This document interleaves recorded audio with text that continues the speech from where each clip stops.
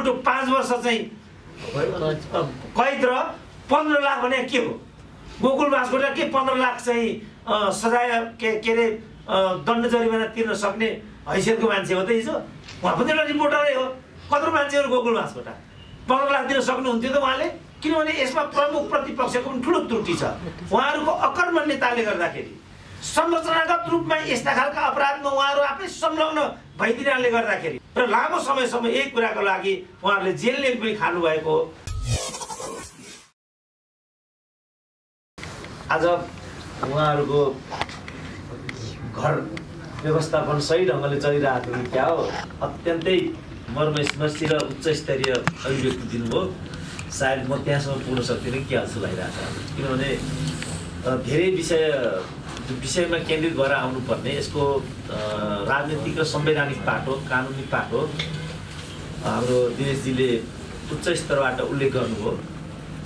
बडबहादुर कार्कीजीले एउटा कुरा छोड्नुहुन्छ कि जस्तो लाग्थ्यो, त्यो पनि छोड्नु भएन। के भने सधैँभरि सत्तामा बसिँदैन, सत्ताबाट बाहिर भएपछि के गरिन्छ होला भन्ने कुरा हेक्कामा राखियो भने प्रजातन्त्रको मर्मलाई स्वतः परिपालन गर्ने परिस्थिति बन्छ भन्ने विषयमा म अलिकति प्रकाश पार्नुला भन्ने थियो। कानुनी र अरू कुरामा त उहाँहरू दुवैजना आइ नै हाल्नुभयो। त्यो कुरामा पनि बडबहादुरजी समेत पनि आइसकेपछि विषयहरू अत्यन्तै सीमित छन् आजको विषयमाथि प्रकाश पार्नको लागि। अब यहाँ जो साथीहरू, युट्युबका साथीहरू, सोसल मिडियाका साथीहरू हुनुहुन्छ, तपाईँ हामी त 9 मास जस्ता छौँ अहिले। सायद यहाँ ठुलो मिडिया कोही पनि छैन पनि होला सायद यहाँ।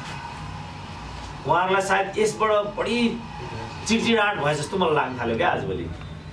सुरेन्द्र केसी बडबहादुरका विचारहरू पनि बजारमा जाने, दिनेश त्रिपाठीका विचारहरू पनि बजारमा जाने भनेपछि उहाँहरूलाई धेरै नराम्रो लागे जस्तो बाहेक यो जो विधेयक उहाँहरूले ल्याइरहनु भएको छ त्यसको त्यत्रो अर्थ केही पनि देखिँदैन।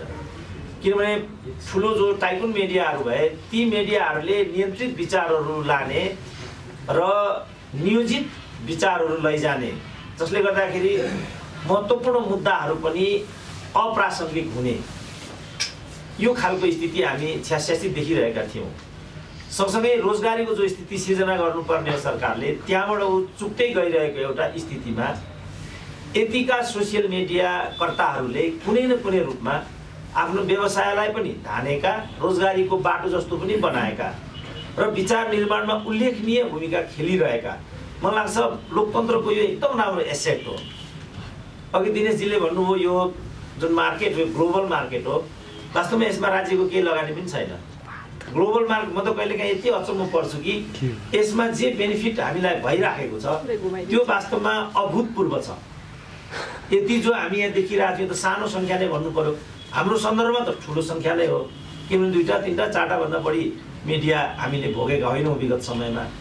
किनभने आफ्नोभन्दा अर्को त्यहाँ आउँदै आउँदैन, आफ्नोको भन्दा अर्कोको त्यहाँ फोटो खिच्दैन, आफ्नोको भन्दा त्यहाँ अर्कोको अन्तर्वार्ता बज्दैन। म बारम्बार भन्छु नि, कान्तिपुरमा एनटिभीमा आजसम्म हाम्रो अनुहारै देखेको छैन। कारण त्यही हो नि त, खालि आफआफ्ना मात्रै अनुहारहरू देखाउने, आफआफ्ना विचारहरू मात्रै फ्याँक्ने यो धन्दा जो यिनीहरूले गरेका थिए त्यसलाई रिप्लेस गर्न यो समुदाय आइपुग्यो।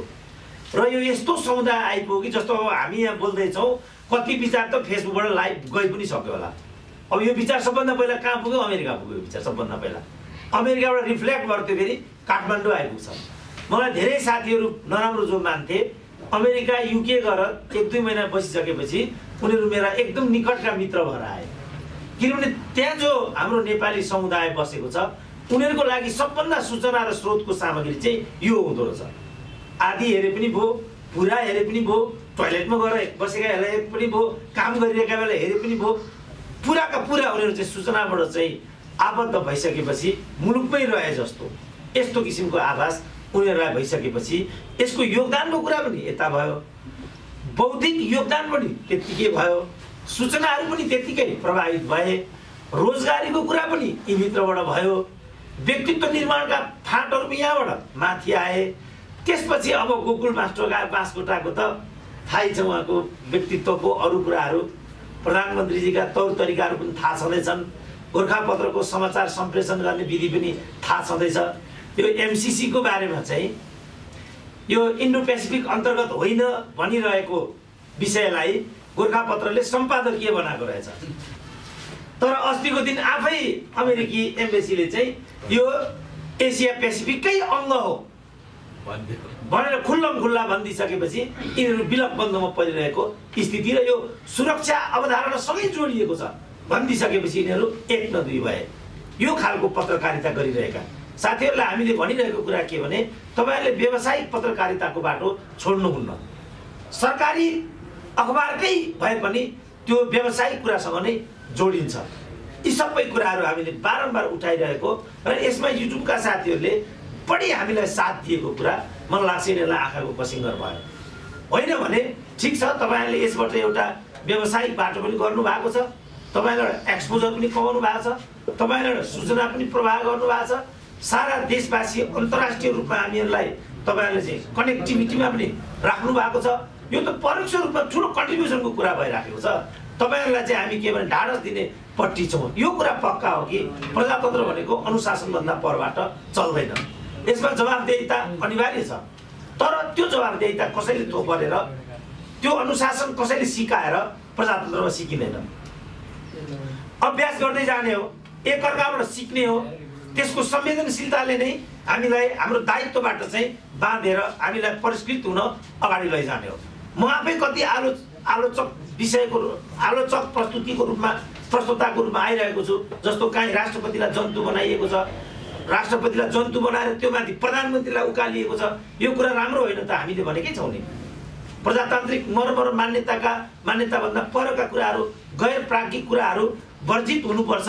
ती कुरालाई वाह गर्न सकिँदैन त हामीले भनेकै छौँ नि।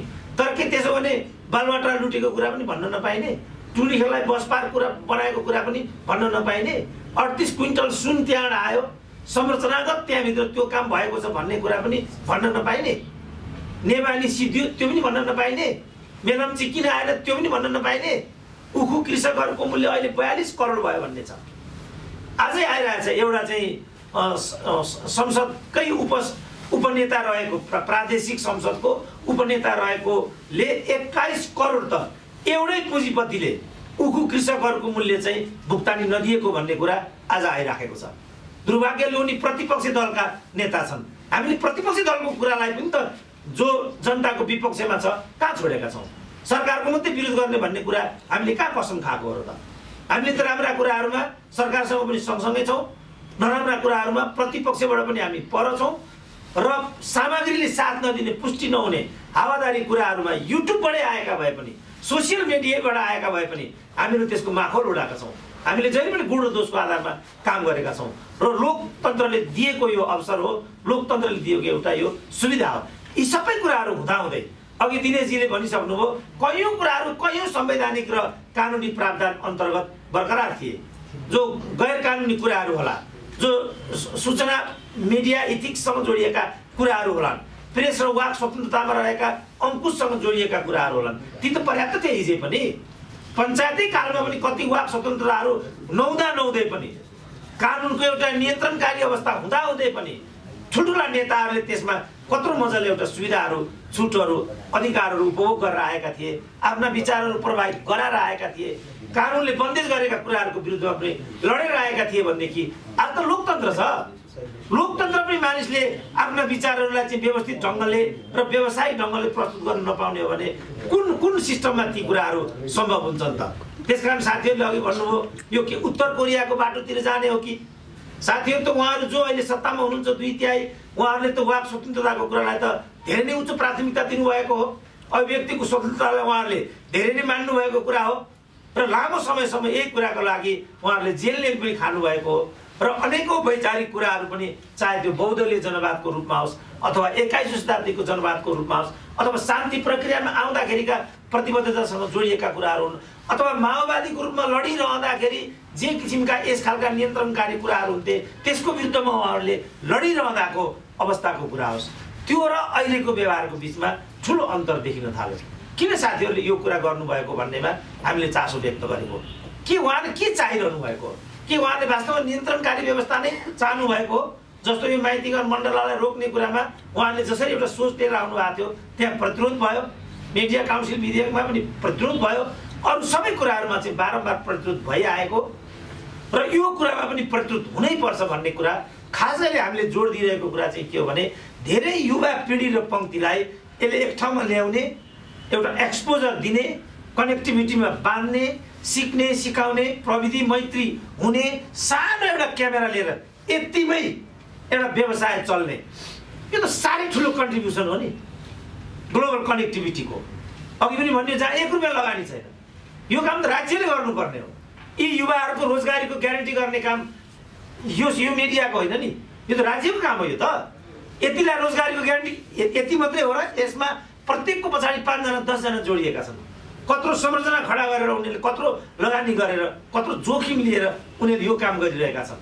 कतिको त्यहाँ के व्यवस्था होला, आर्थिक रूपमा कति सङ्कट होला, कति के होला, त्यो कुरामा पो ध्यान दिनुपर्नेमा उल्टो 5 वर्ष चाहिँ कैद र 15 लाख भने के हो? गोकुल बास्कोटा के 15 लाख चाहिँ सजाय के अरे दण्ड जरिमाना तिर्न सक्ने हैसियतको मान्छे हो त हिजो? उहाँ पनि एउटा रिपोर्टरै हो। कत्रो मान्छेहरू गोकुल बास्कोटा 15 लाख दिन सक्नुहुन्थ्यो त उहाँले? ल अहिले उहाँसँग व्यवस्था भयो होला, हिजो त्यो व्यवस्था थियो त? भोलि अहिले उहाँको बाटोमा हिँड्ने जो सयौं पत्रकारहरू होलान् उनीहरूले कहाँबाट ल्याएर देलान् त त्यो 15 लाख रुपियाँ? हिजो त 5 रुपियाँ 10 रुपियाँ 300 150 यस्तो पो दण्ड जरिमाना हुन्थ्यो हिजो त। र त्यही दण्ड जरिमानालाई पनि ठुलो मानिन्थ्यो, किनभने मुख्य त दण्डित हुनु भनेको कुरा आफैमा लज्जित कुरा हुन्छ नि त। कति रकम भन्ने कुरा होइन नि, 5 रुपियाँ 3 रुपियाँ 2 रुपियाँ 1.5 रुपियाँ यस्तो सजाय हुन्थ्यो हिजो।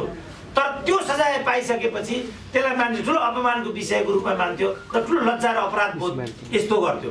ठुलो रकम राखेर धेरै दण्ड जरिमानाको कुरा गरेर जसरी धम्क्याउने एउटा त्रासद मनस्थितिमा पत्रकारहरूलाई बाँधेर प्रकारान्तरले यस्तो खालको व्यवसाय र परिपाटीलाई नै अवरुद्ध पार्ने, यो जुन बौद्धिक रूपमा नै प्रहार गर्ने आजको पिँढीलाई, यो विज्ञान र प्रविधि ल्याएका प्राप्तिहरूमाथि नै घात गर्ने तर्फ जो सरकार गइरहेको देखिन्छ, यो कुनै हालतमा सही छैन, यो कुनै हालतमा स्वीकार्य छैन।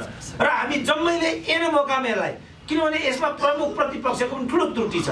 उहाँहरूको अकर्मण्यताले गर्दाखेरि, संरचनागत रूपमा यस्ता खालका अपराधमा उहाँहरू आफै संलग्न भइदिनाले गर्दाखेरि आज उहाँहरूको एउटा नैतिक जो धरातल हो त्यसमा ह्रास आएको हुनाले संसदभित्र पनि उहाँले राम्रो भूमिका खेल्न सक्नु भएन र पदाधिकारीहरूको पनि अनैतिक विधि व्यवहारहरूले गर्दाखेरि आज हामीले क्रमशः एउटा अधिनायकवाद सन्तासको चाहिँ एउटा चपेटामा पर्नुपर्ने जस्तो देखिएको छ। त्यसो भएको हुनाले हामी जम्मैले एक ठाउँमा उभिएर एक मतले यो विषयलाई प्रतिकार गर्ने, सँगसँगै अनुशासित पनि हुने, सँगसँगै जवाबदेही पनि हुने, प्राज्ञिक हुने, व्यावसायिक धर्मलाई उच्च प्राथमिकता दिने र त्यो नैतिक धरातल र शक्ति बलको आधारमा एउटा शक्ति आर्जन गरेर यस्तो खालको प्रवृत्तिको विरुद्धमा हामीहरू एकाकार भइकन लडेनौँ भनेदेखि मलाई लाग्छ अब हाम्रो लागि भविष्यमा अझ असहज दिन आउँछ कि जस्तो छ। किनभने कतैबाट पनि एउटा उज्यालो एउटा छाया, एउटा उज्यालो रङ, एउटा उज्यालो एउटा प्रकाश देखिएको छैन। सर्वत्र एउटा अँध्यारो एउटा सुरुङ मात्रै देखिएको छैन। कहीँ पनि न औद्योगिकरणको, न रोजगारीको, न सामाजिक एउटा सद्भावको कहीँ पनि एउटा चाहिँ उचित एउटा वे आउट अहिले देखिएको छैन। यस्तो बेलामा हामीहरूले अझ बढी गम्भीर हुनुपर्ने, अझ बढी संवेदनशील हुनुपर्ने, अझ जवाबदेही हुनुपर्ने र यो मिडिया जो विधेयक अहिले आइराखेको छ यसको पनि अक्षरशः अध्ययन गर्नुपर्ने। 35 पृष्ठको त यो सामग्री